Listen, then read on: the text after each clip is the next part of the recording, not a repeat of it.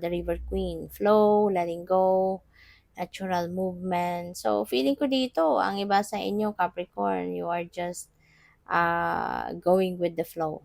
Okay? Sumusunod ka na lang sa agos ng buhay, which is really good. You are releasing, diba? You are letting go of your control over something dito at hinahayaan mo na lang, no?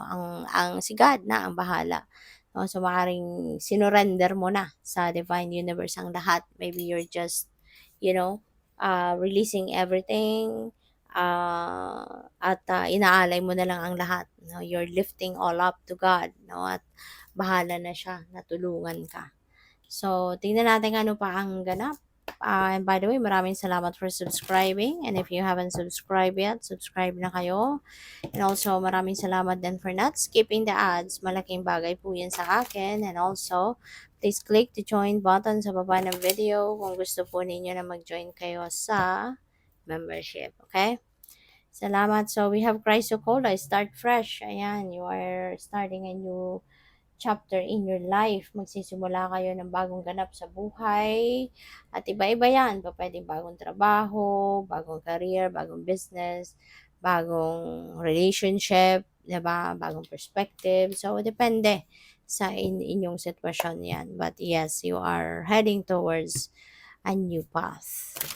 So, by the way, maraming salamat for subscribing. And if you haven't subscribed yet, subscribe na kayo. And also, maraming salamat din for not skipping the ads. Malaking bagay po yan sa akin.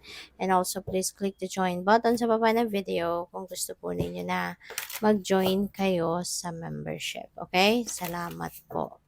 So, tignan natin kung ano pa ang ganap dito for Capricorn.